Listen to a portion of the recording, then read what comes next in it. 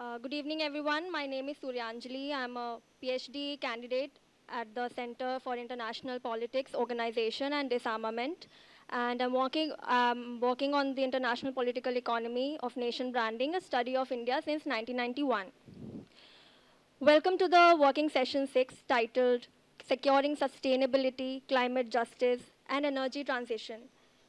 In preparing for 2047, India needs to incorporate the urgent need to prepare to confront the climate crisis as it shapes up by then, while at the same time ensuring equitable growth and responsible energy use. To guide us through this vital conversation, I invite Dr. Debajit Palit, Center Head, Center for Climate Change and Energy Transition at the Chintan Research Foundation, New Delhi, who will chair this panel. He is a specialist in the realm of energy policy with more than 27 years of experience working in the domain of renewable energy, energy transition, clean energy access, microgrids, and energy livelihood gender nexus.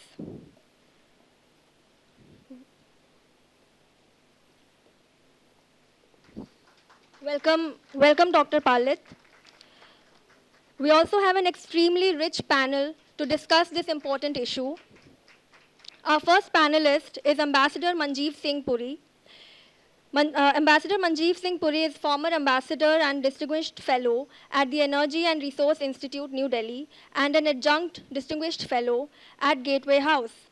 In his career as a diplomat, he has served as ambassador to several countries, and he was India's ambassador and deputy permanent representative to the United Nations. He was India's lead negotiator at the UNFCCC and Rio Plus 20 conference on sustainable development. Welcome, sir. Our second panelist is Ms.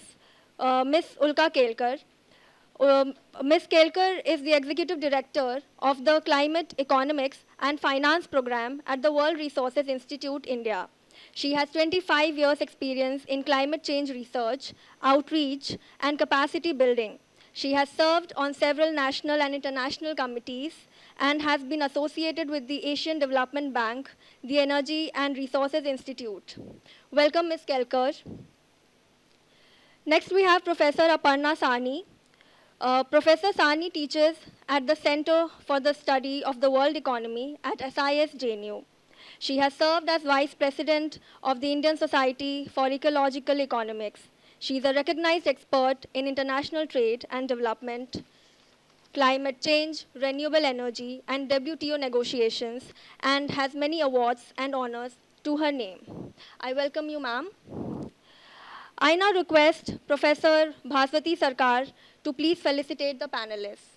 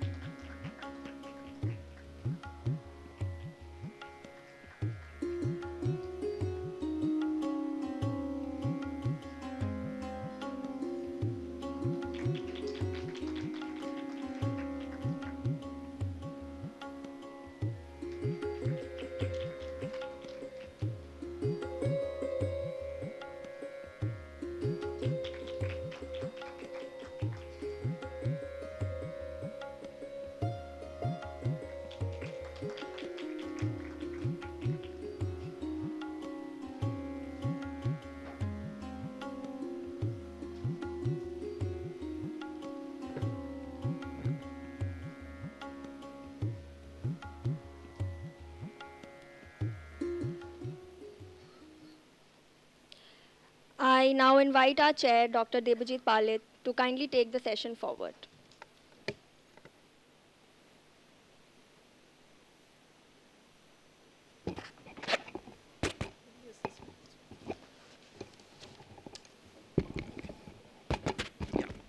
No, I think this is not working.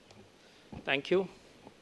So it's a pleasure to be here, and more so on behalf of Chintan Research Foundation, which is an institutional partner for this 70th year celebration of School of International Science, International SIS, International Studies. And I was, so after a wonderful session on India as a civilizational state, I was wondering, we have this session on securing sustainability, climate justice, and energy transition, and what could be the link between these two? And I have a habit of forming a bridge between the two, and since yesterday I was thinking what could be the bridge. And I realized that India as a civilizational state has been following sustainability from the historical times. And it's ingrained in our gene. Uh, we have been talking about, and let me give a small example, and I was wondering what example I can give which links with our civilizational state. So when Sri Ram went for exile, he asked Lakshman to build a house made of leaf. So what they call it as the Parnashala. It's a humble house, a small kutia, and not something big. So it shows that being a king at that time, or to be a king at that time, as a son of a king, he never thought to build a larger house, and rather thought of building a small house where they can just live without any the luxuries and everything. And I think this is something that which teaches us that how sustainability has been enshrined into the Indian ethos and Indian history. If I bring it back to our grandmother's time, then I think we have learned the 3R, what we call it, the reduce, reuse, and recycle from our grandmothers. Every family in India, of course, those who are not consumerist family, will follow these 3 years from, I think, I've been doing it. Now, if I bring it further, and we have a theory called Arthayam built on the lines of Pranayam, which basically is, Pranayam is to keep your body healthy. Arthayam is about keeping the nation healthy. It's a regulated use of wealth, so a proper production, distribution, and consumption of wealth. And that's the crux of everything. What we are seeing from the West is, if we go back to 1992, just before the 1992, and I think at that time I was in the college, and I can still remember President Bush at that time said, American life is not for negotiation, period. And we are still seeing the same philosophy being propounded right at this point of time. So there is a clear distinction between the way of life that the Eastern civilization have and the way of life that Western civilization has been following. And keeping that in context, we can see in today's time, Honorable Prime Minister called for the mission life, lifestyle for environment, which has also been accepted by UNDP in 2023 as a replicable model of sustainable consumption. And for the West, nothing much probably have changed. Now, this is one aspect of what we are doing from the Western perspective and what we are doing in the Eastern perspective. The second point is about the climate action. Now, we are being pressurized, when the Eastern states, nations are being pressurized for climate action, and I think we'll get to hear more from Ambassador Puri and Dr. Ulka Kelkar and my other panelists. Now, I was just wondering few data points. I also have a habit of using data. And if you see the data points for the greenhouse gas emission for sub-Saharan Africa, except few northern African states and South Africa as a country, their total yearly greenhouse gas emissions is equal to, or rather the US's 1 month of emission is equal to their full year of emission. And despite that, a lot of pressure is being made on African countries to reduce their consumption or to reduce their emission. I don't understand what they are going to reduce. They're nothing, consuming nothing, and what would be that reduction? And on the other hand, the West is only talking about mitigation and not much about adaptation or lifestyle change. So I think there is clear, I would say a clear issue of climate justice, equity, and how do we address this issue is something that we have. I'm sure that we are going to hear. CBM, carbon border adjustment mechanism, another example. And because the West understand the language of tariff, so they're putting a tariff based on current emission, I was arguing with somebody that why don't we consider the historical emission and put a tariff on them, because they understand the language of tariff. So these are some of the issues. Climate finance, 300 billion has been committed, but if you see what is the actual flow, US is responsible for 25% of the historical emission. The climate finance has been 11 billion, just 11 billion. It should have been around 75 billion if I link it with their historical emission. So these are some of the issues, I think, which clearly brings forth that sustainability, climate justice, climate equity, and energy transition, what should be our roadmap, how do we do it. And so we have a very stellar panel, 3 distinguished panelists, expert in their field. Already they have been introduced. And the interesting part is that Dr. Kelkar on my right, on my left, and Ambassador Puri on my right, and me, all were product of the same organization. So we have, while he is still with the organization, I was part of the organization, Dr. Ulka was part of the organization at one point of time. So we hope that we are going to have some valuable insights and some interesting discussion here. What we do is that we'll have 10 minutes for each of the panelists to share your insights, and then probably we'll try to have some follow-up questions, or maybe we'll have some questions from the audience. So Ambassador Puri already has been introduced. He's a retired but not tired Indian bureaucrat working as a distinguished fellow at the Art, Science and Climate Change Division in TERI. He served as ambassador to various countries and working on climate governance and diplomacy. Dr. Kelkar is an executive director of the climate program at WRI, World Resources Institute, and Professor Aparna Sawhney. I don't have to introduce her, she is yours. From this institute only. And the interesting part is that Ambassador Puri works on climate governance, and climate governance, I think, is pivotal for climate finance, what Ulka is working on, and climate trade, what Professor Sawhney is working on. So I would first request Ambassador Puri to share your insights on what should be the governance and how do we make an equitable and better governance structure, especially from the perspective of Global South countries. Can I speak from there? Yeah, please.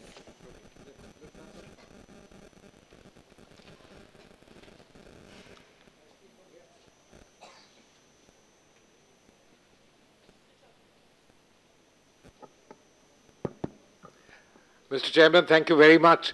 The organization he referred to was TERI, by the way. They have a school of advanced studies not far from here.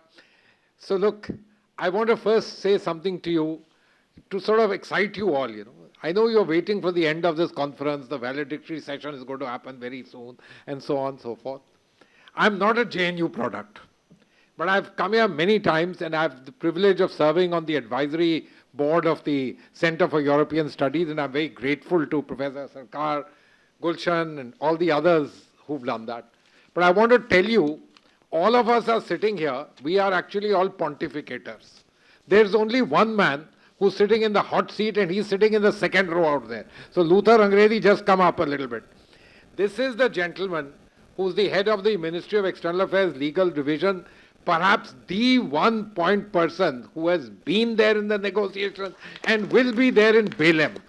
So let's understand, who are the guys who know what's happening, and the rest of us can keep, we can do post-mortems, we can do ante-mortems and keep looking at all of this.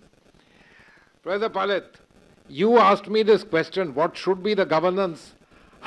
I can try to answer that in various ways, but let me say this to you. Let's first understand where are we and what is happening. What we desire is a different matter. You may just be lost out on what you have.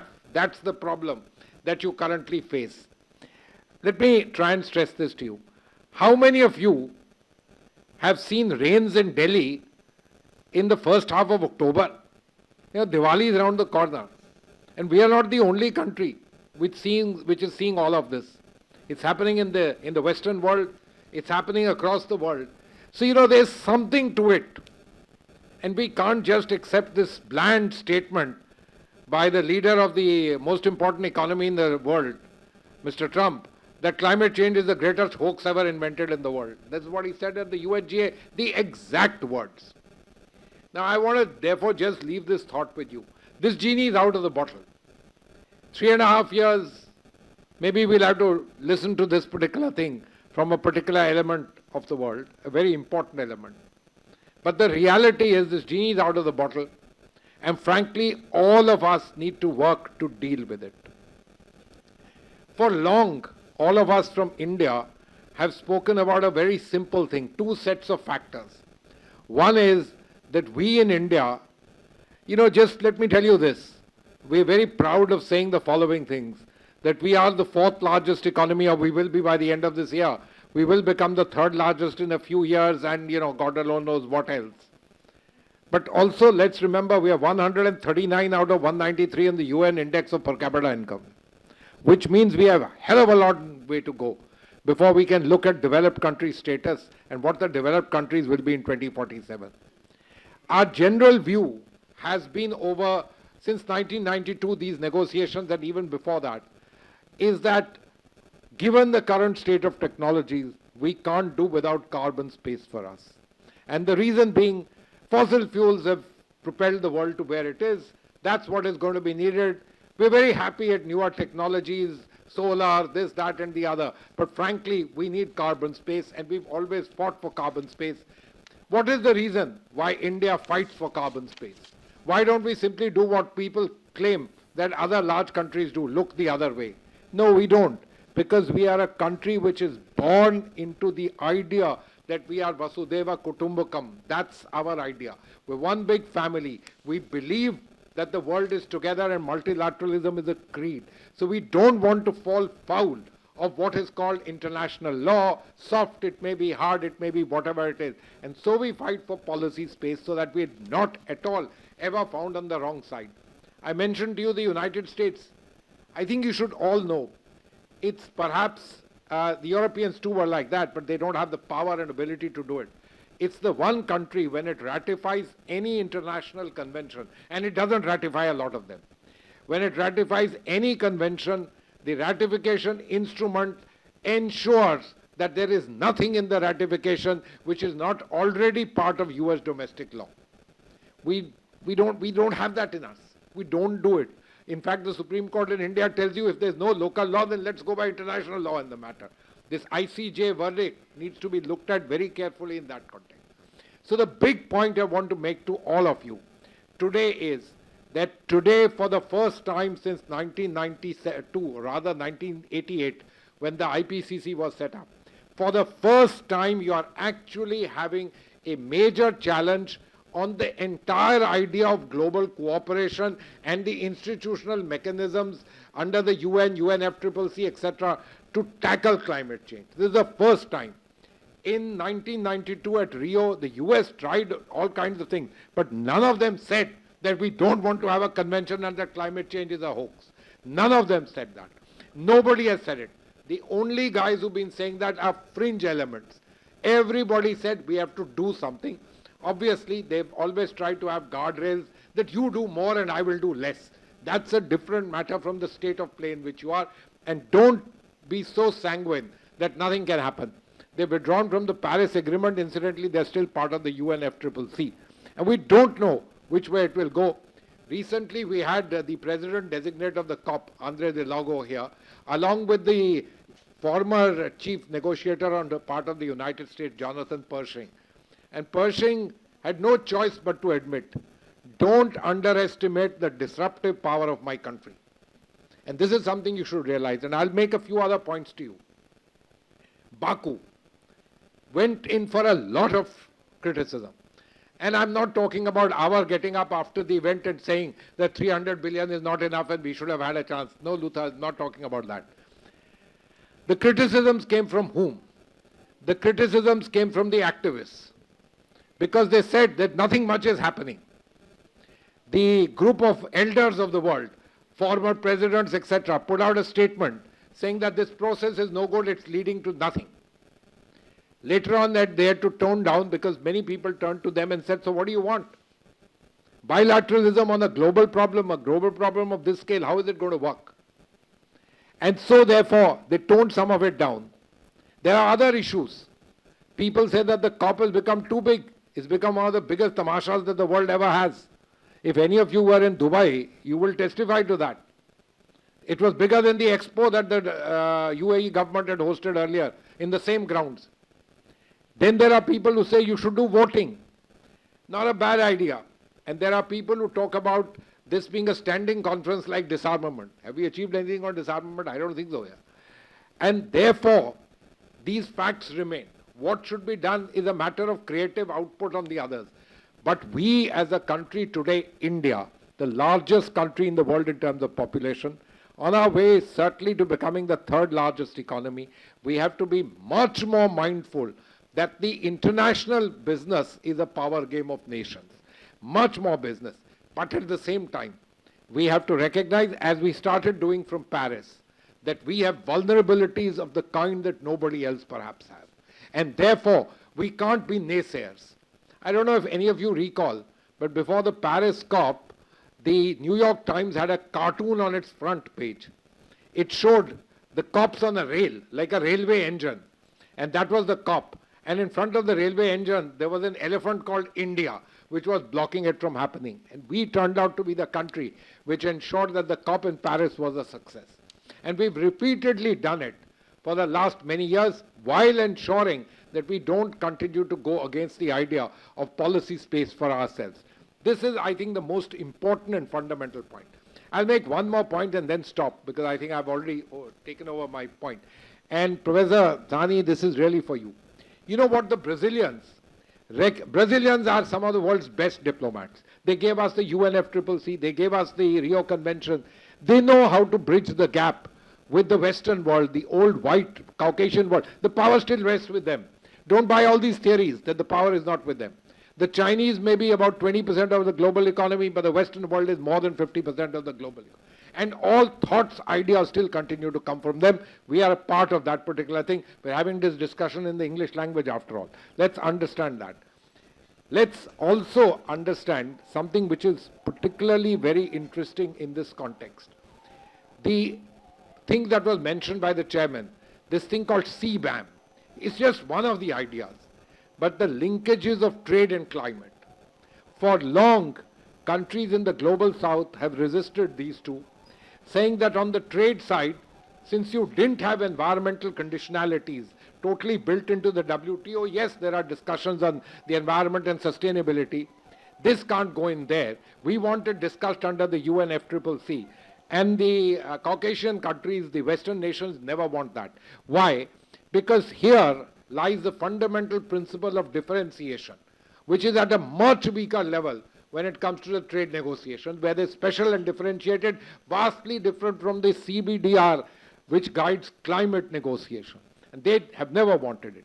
The Brazilians, who are really, as they say, out there without any paddle, have decided that instead of focusing on further negotiations, targets, and so on, let's try and focus on implementation. A good idea, given the kind of hostility that you are facing from the most important economy in the world at this moment. A great idea.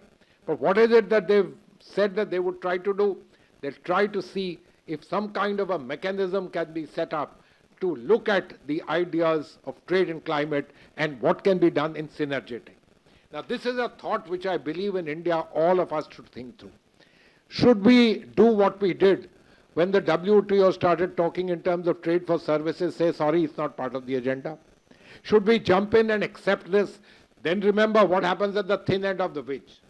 But this is going to be an issue right now at this very COP.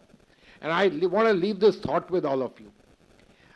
You're talking about climate justice, money, and all of these particular things, Mr. Chairman.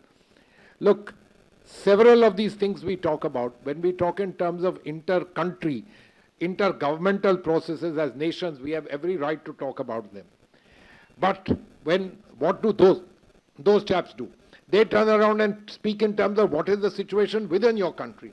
And if you've seen our Gini coefficients and where we are and inequities as far as we are concerned.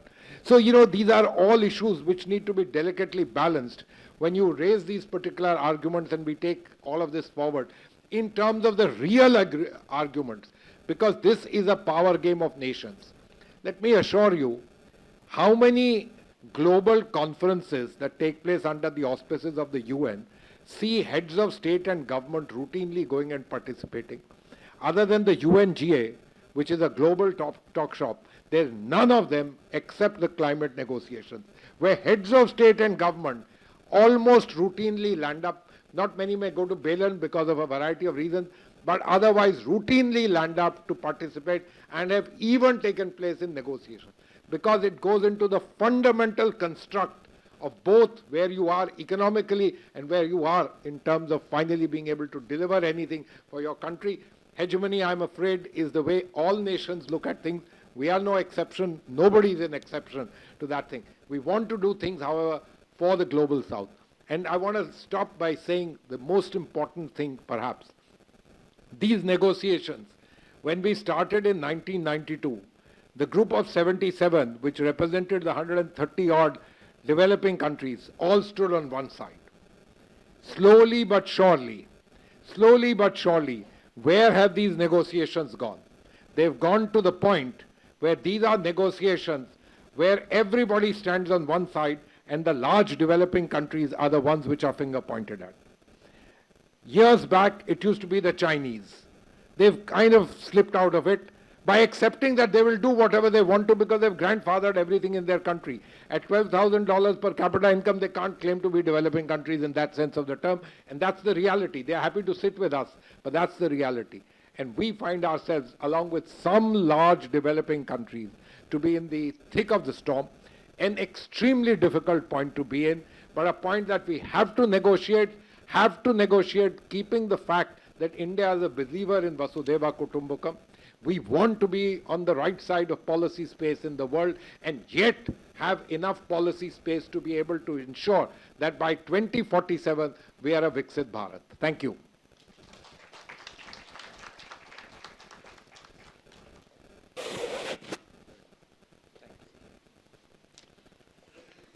Let me now request Dr. Ulka Kelkar. She has been working on the climate finance, and that's the most important subject. We failed in Baku. We could not conclude any discussion in Bonn. I hope something comes out in Belam. So, Ulka, the floor is yours. Yeah. Thank you. Thank you very much, and I'm really thrilled to be in JNU. I graduated from here in 1999 with a master's in economics. Really hard to believe 3 decades have passed. I'm also feeling very grateful for all my professors, Professor Aparna Sawhney, who taught me environmental economics, Professor Amit Rezia, and of course Professor Ashok Guha, who actually guided me to my first job in environmental economics. I was just here for 2 years for masters, and I didn't stay in the hostel, so you could even sort of not even count it almost as a JNU experience.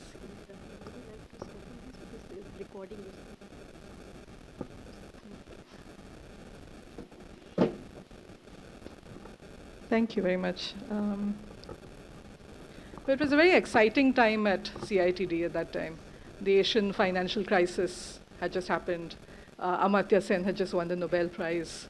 And it seems really hard to believe because, we in the field of climate and energy, we talk about time spans of 2 to 3 decades. Sometimes they seem like very long, a lot can happen, but sometimes they also pass in the blink of an eye.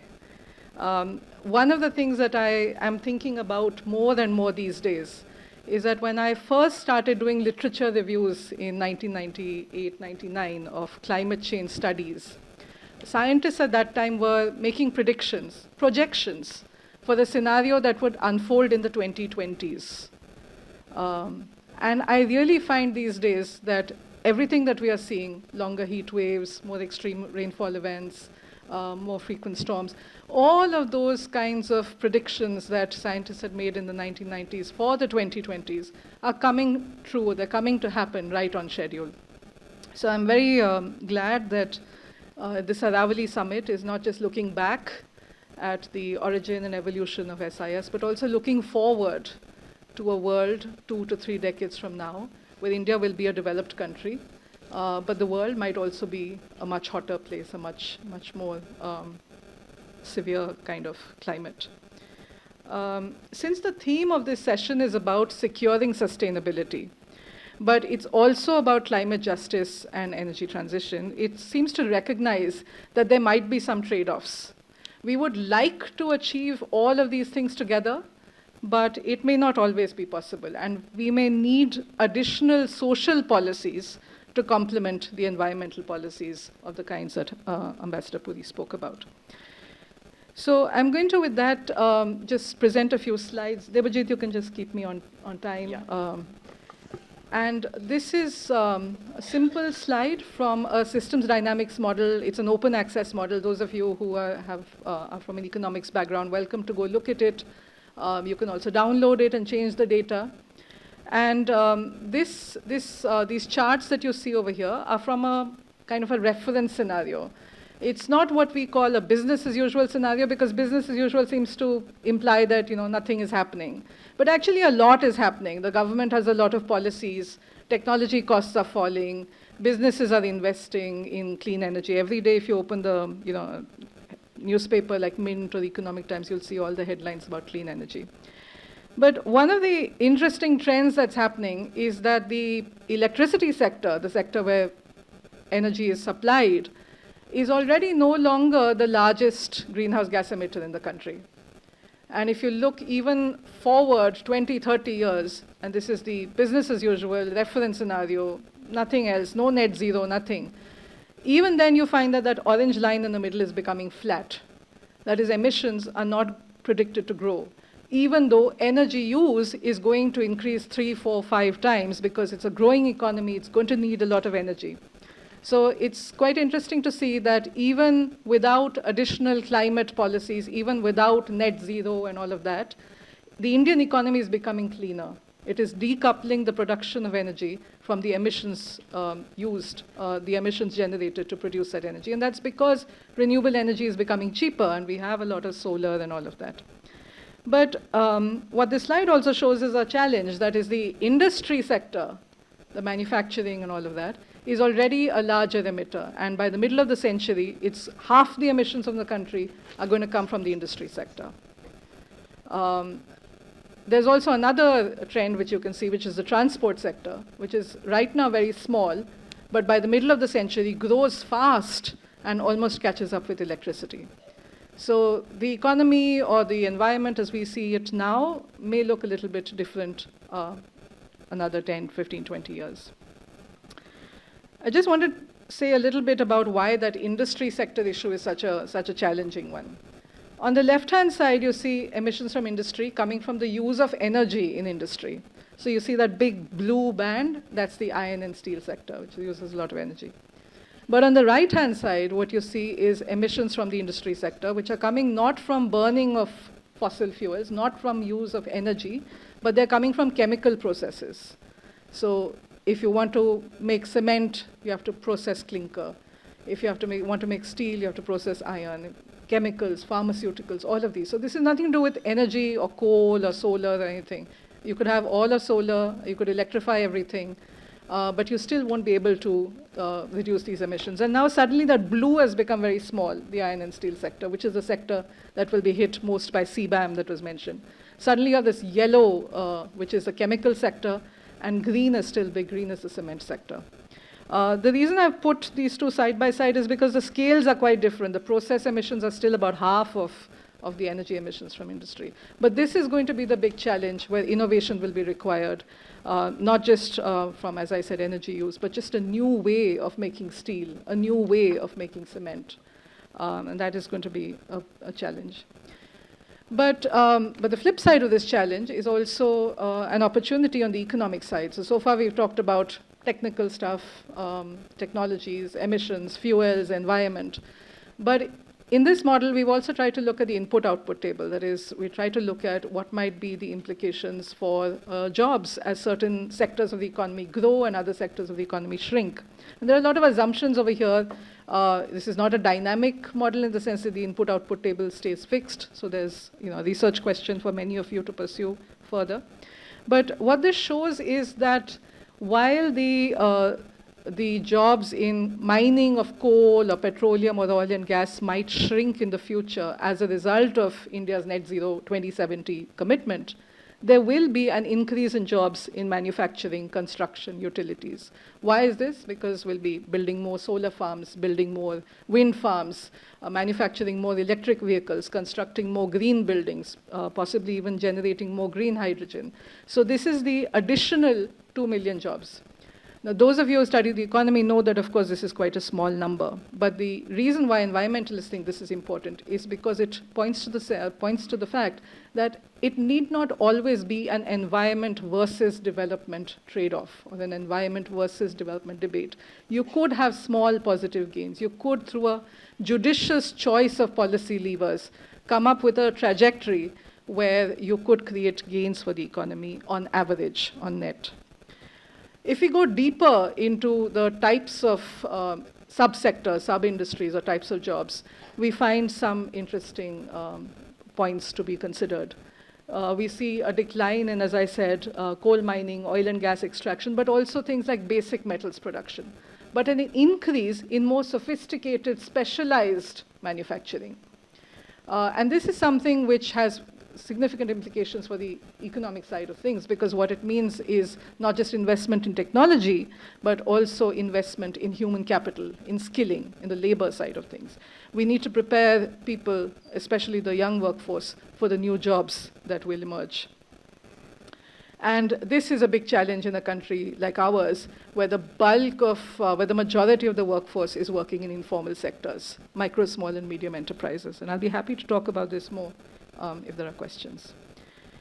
I'm going to sort of come to the end almost by talking a little bit beyond jobs to slightly more macroeconomic things. So Debajit spoke about the finance that is needed.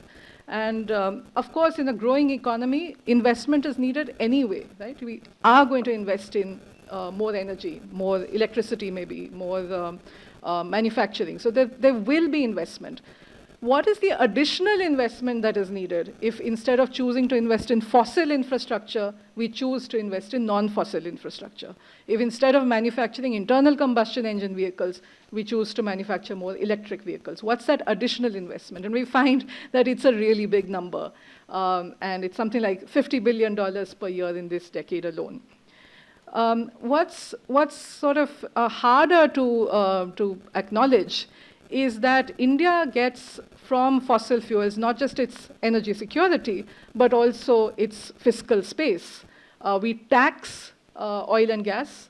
About a quarter of the national government's tax revenue comes from taxing fossil fuels. So if we decide to phase out the use of, for example, petrol vehicles or diesel vehicles and start adopting more electric vehicles and start importing less oil to fuel our transport, then this will also hit the current tax revenues that the national government get and even state governments. So you see a kind of positive picture in terms of the jobs, but you see a potentially negative picture in terms of the fiscal situation.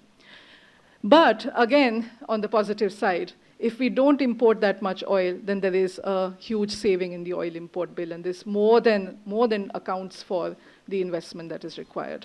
The catch, as happens with a lot of the energy transition stuff, is that things pay back, but over a period of time. They pay back in terms of energy savings, money saved, better health, water saved. But the investment in the capital needs to happen upfront on day one. So you need business models that account for this fact that the money will take time to pay back. Another complication in a large and diverse country like ours is that this situation will not play out evenly. These opportunities will not manifest uniformly across the country.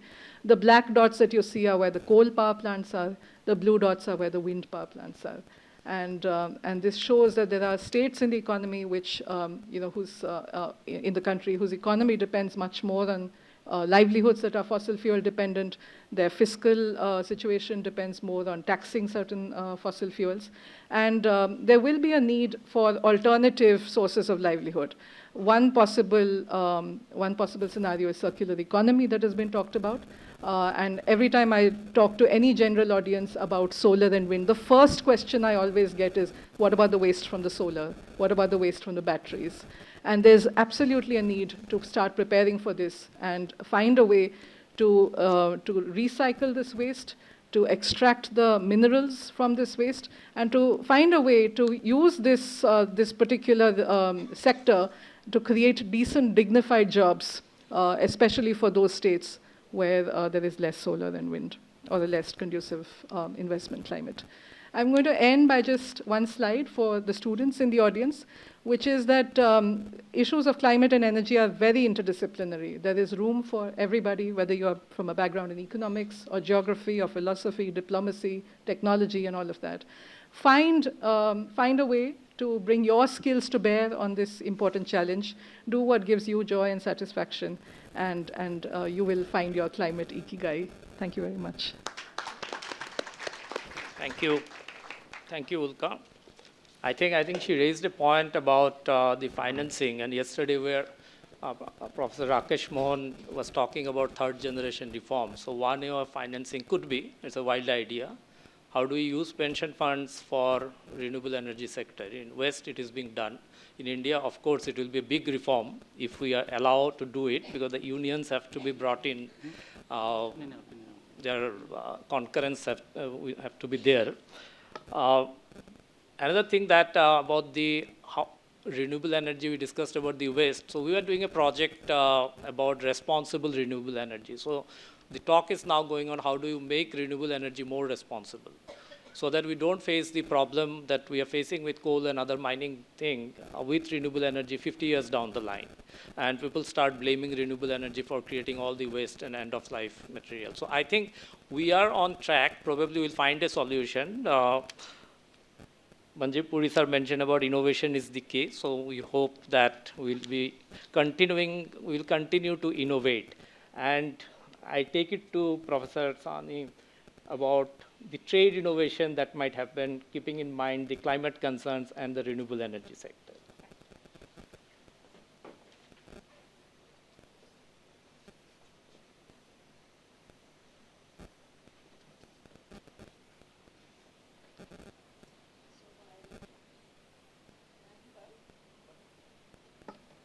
Okay.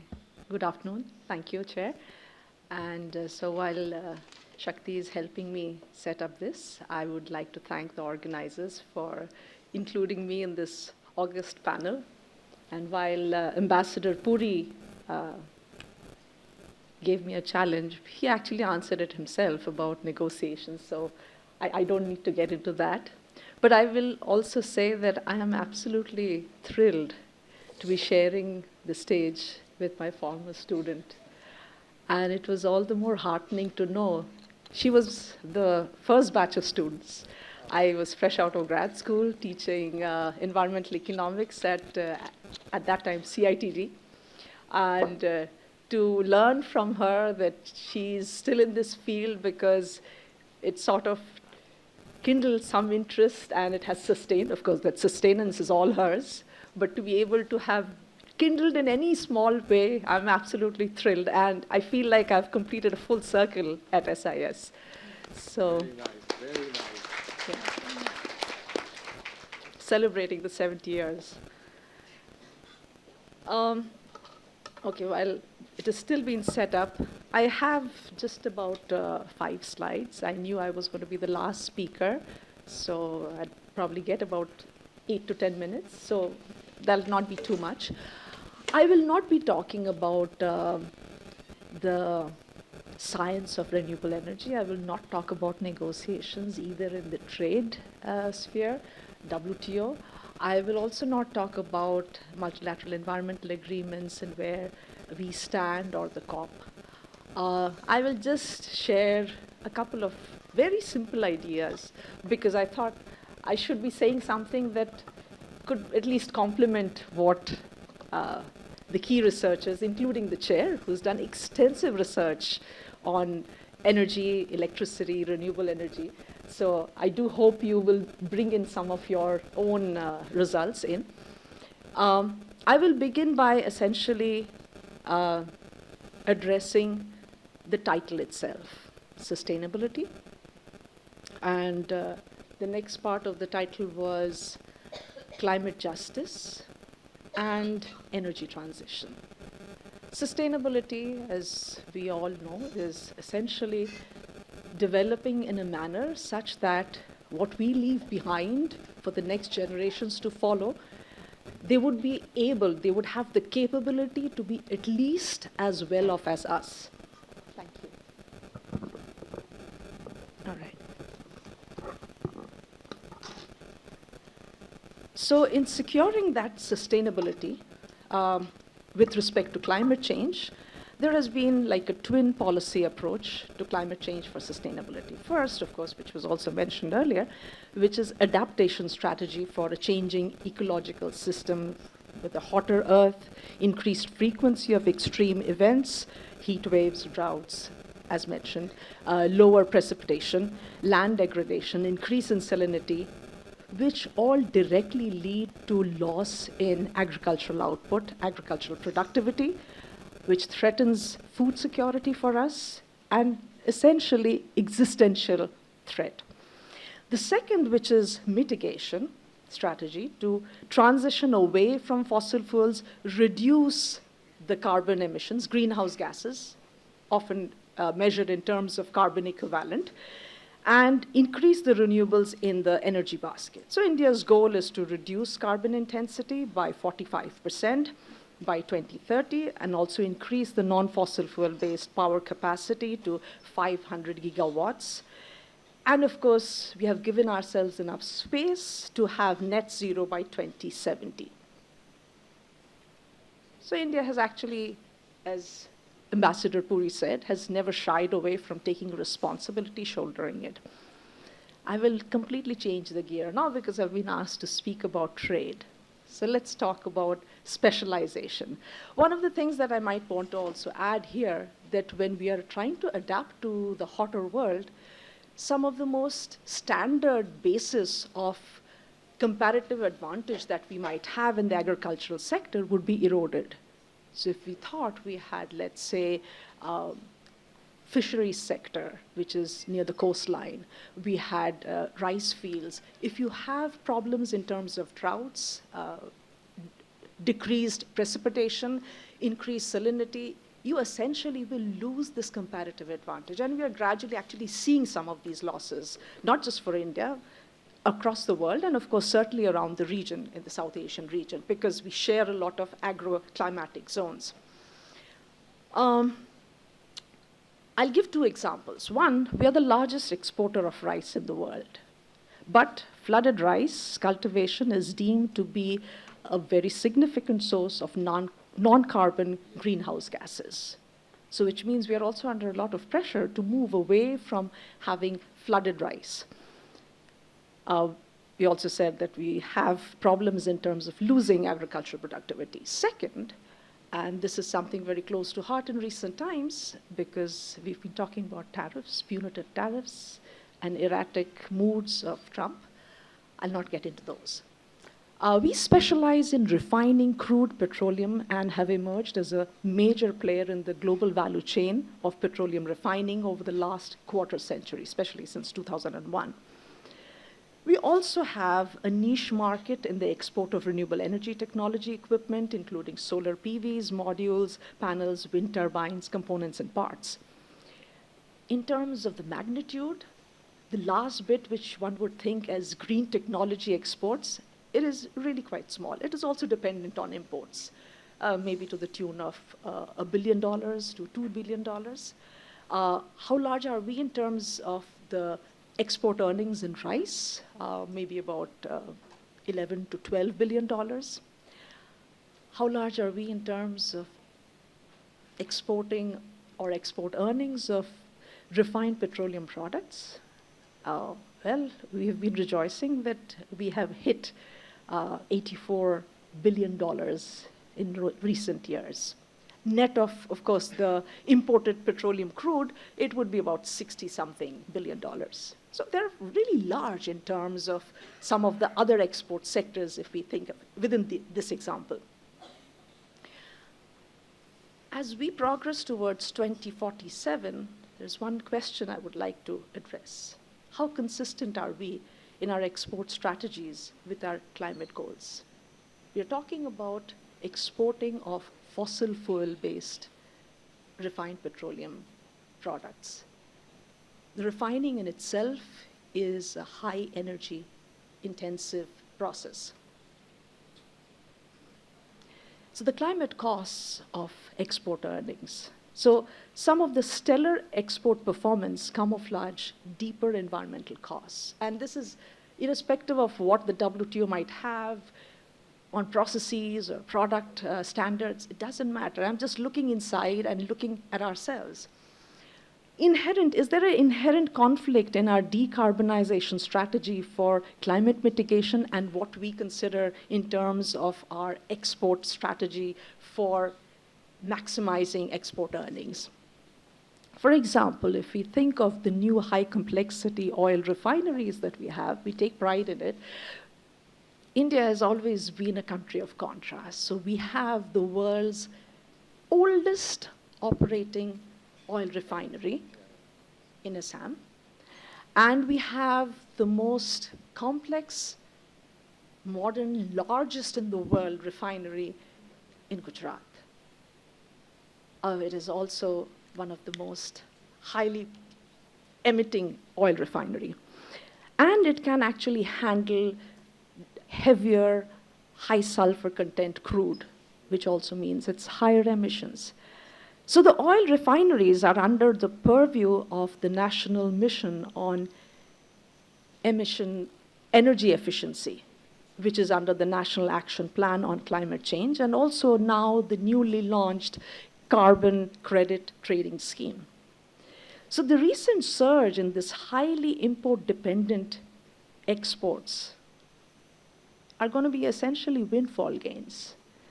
And we are, besides, let's forget about the US market. We are facing imminent ban from the European Union because they are going to now leash out the third country origin, countries which are using Russian oil or Russian crude in processing and exporting the petroleum products.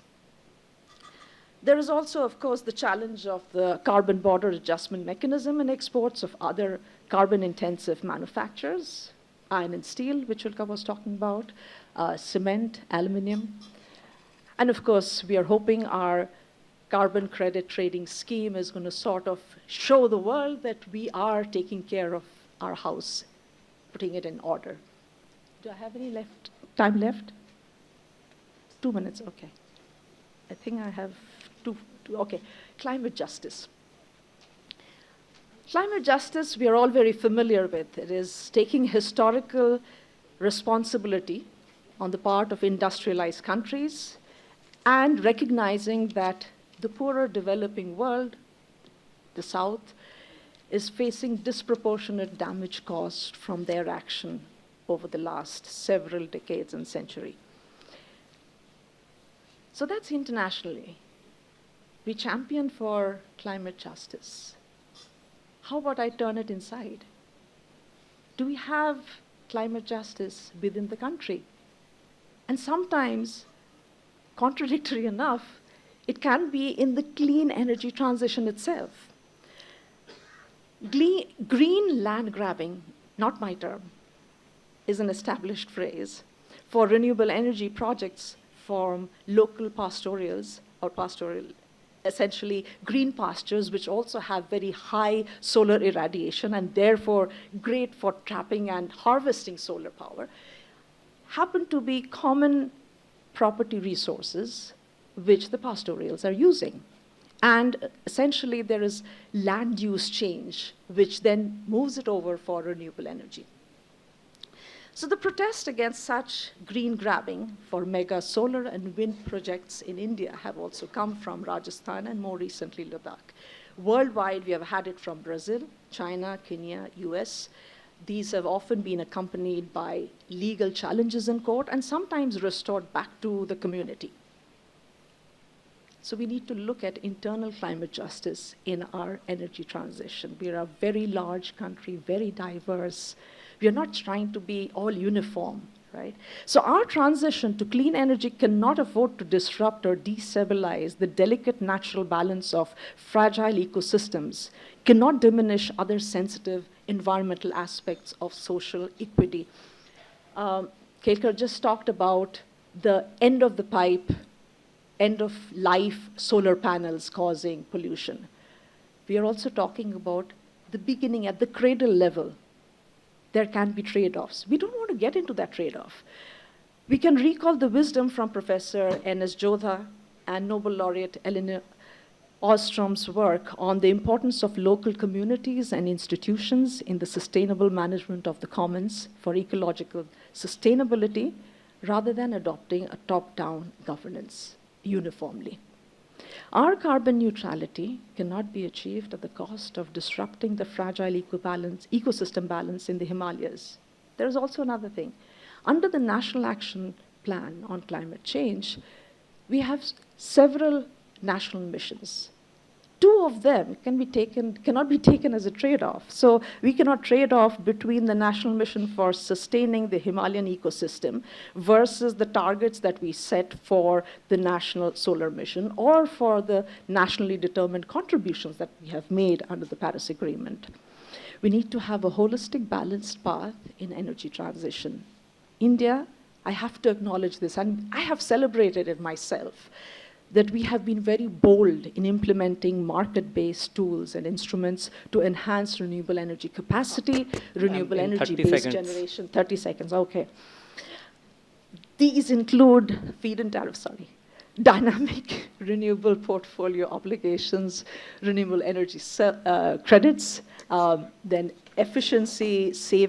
energy-saving credits, which are under the PAT system.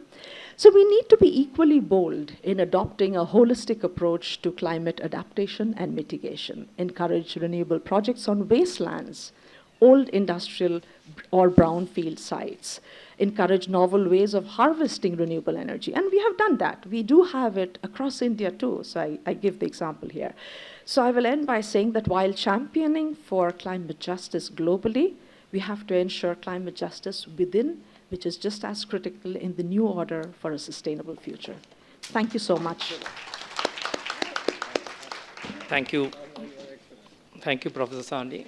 I think we are constrained by time. I have been asked to wind up the session because the valedictory session, I think, is just the way.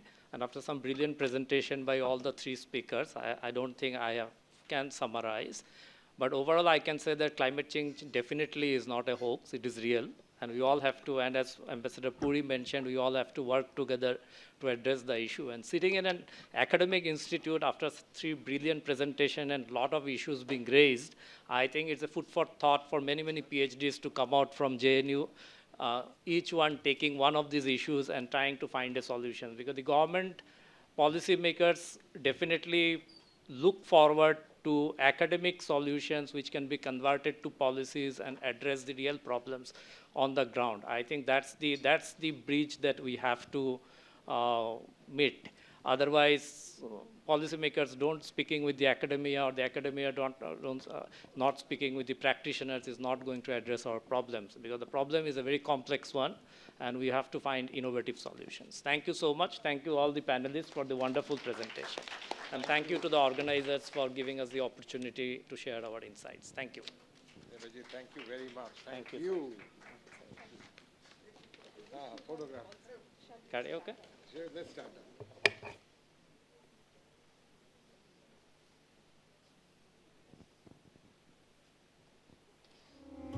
As we conclude this session, let us carry forward the insights shared today. The discussions today highlighted India's potential to be the front runner in ensuring equity while dealing with the climate change crisis through energy transition. On behalf of the organizers, I thank our speakers for their rich perspectives and our audience for their engagement. This brings us to the end of the working sessions. Please remain seated for the valedictory session. Thank you, everyone.